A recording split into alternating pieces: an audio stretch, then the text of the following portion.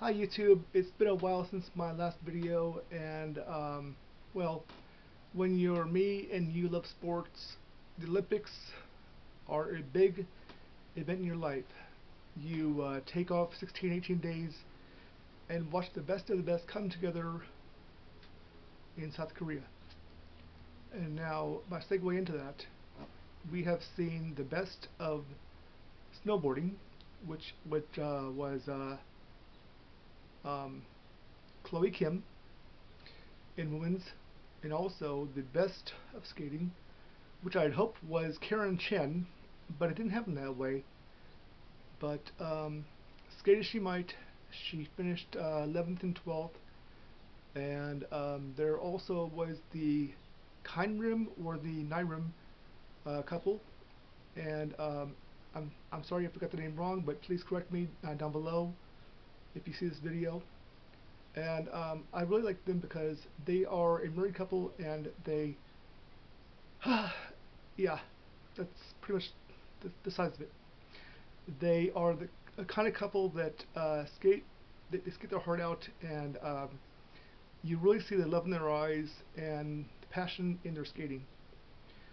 Before they started their routines, we looked in each other's eyes deeply and immensely, and when they were done, at times they would kiss after the performance during the Olympics, and that to me was everything. Also, there was um, some final appearances from Shaun White, for example, Lindsey Vonn, maybe. In Olympics, you never say never. You just say, if I'm not injured, if I do better, then I might come back for another Olympics. This would be, I believe, 5 or 6 times around for Shaun White and Lindsey Vonn both.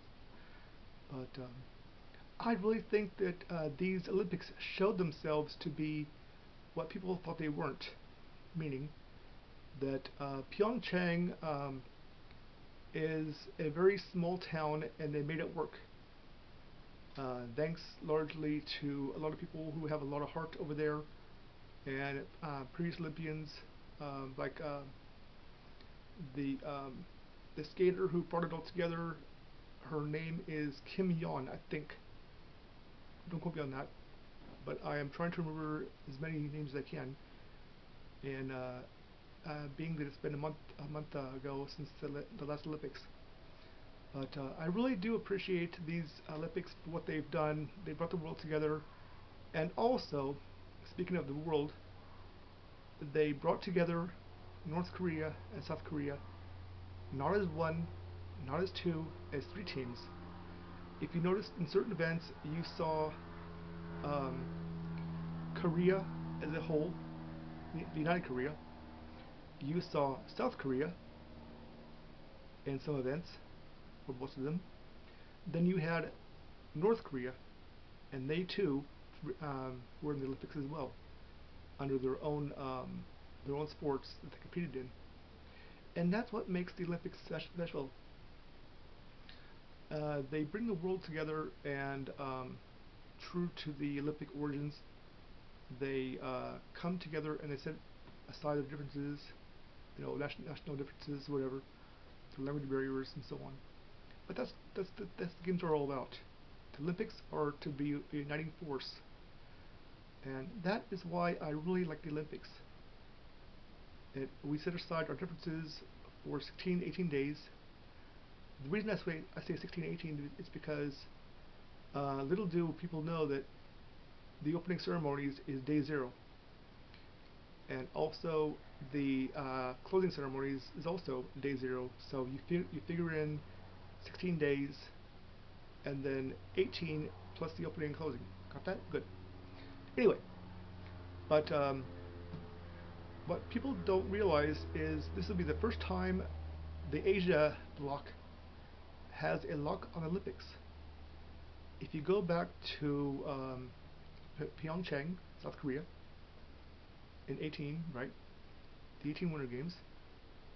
Flash forward to 2020, Tokyo, Japan. Do you see the pattern here? Okay, onward. And a revisit back to Beijing in 2022 um, for the next Winter Games in 2022, and there may be another Asian Olympics sneaked in there between 28 and so on, 28 to 30, somewhere in there, but you never know.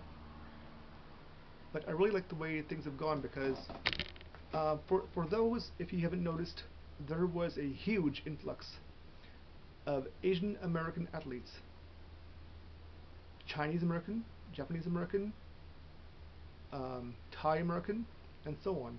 You get the idea. But all in all, it was a good turnout, and I really appreciated how these games have gone.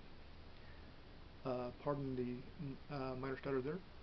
But I really appreciate how they've gone, and for someone like, say, Karen Chen, who skated her heart out and only finished 11th and 12th, there's still time for her between the competitions now and through 2019, 20, and 22. And I really believe that she will do a very good showing in 22 because she comes from Taiwan, and her parents immigrated from Taiwan to the United States. And considering how the games went well with the Asian showing here in over in South Korea. Now, think about that. If they had an Asian showing here, you can imagine what they're going to do in 2022. She will be be welcomed warmly, I should say. That's the wonderful thing about video. You just don't edit it. You just go on from there. It's called life. But she is Taiwanese Chinese American, and being they're going to be in Beijing, that's going to be a wonderful thing for her because they will warmly welcome her onto the ice once again.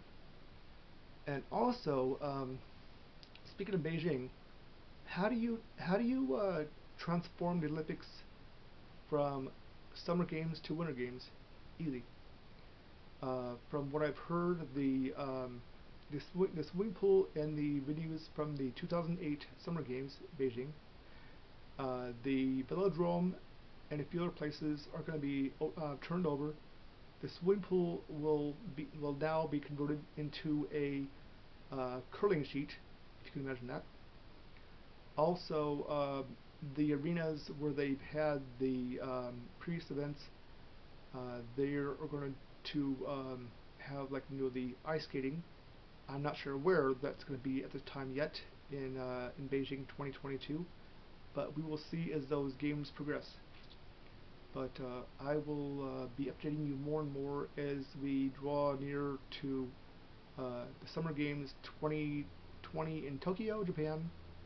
And for a footnote for you sports buffs, this would have been the 4th time that Tokyo had the Olympics overall, because they had them in '64, the Summer Games, 20 years after World War II. They would have had them had World War II not broken out in 40, I believe, or 40 or 44, somewhere in there. But they would have had them a total of 4 times by now. But if you're ever looking for someone who knows Olympics inside and out in sports, I'm the one. But I really love Olympics for what they've done to make a less polished athlete into a very polished athlete by the time the Olympics come around, and that really shows in their merits and what they do, and how they strive to maintain the Olympic overall spirit of the games, and they show that it's not how you win or lose, it's how you play the game. That in itself says a lot of Olympics. And I would have done this video sooner, but I was crossing my my T's and dotting my I's, and I wanted to make this the perfect video with some flaw in it, but still you have to have some flaws in there somewhere. but I wanted to make the overall impact of this video correct, and the cities and the venues correct, and I also wanted to get the names right. And like I said before on that skating couple, Kindrim, Nyrim, if one of those is correct, please let me know in the bottom. Also, if you'd like to see more of these videos on a sports theme or Olympics theme or football, whatever, please let me know in the bottom. Leave a comment and let me know. This has been Matthew, and I hope you enjoyed this video, and I hope you request more of them, because I will do that. I am a YouTuber. I don't do what I want to do. I thrive on what you want to see. Let me know about your videos, ideas, and what you'd like to see, and I will get to them. Take care. See you in 2022.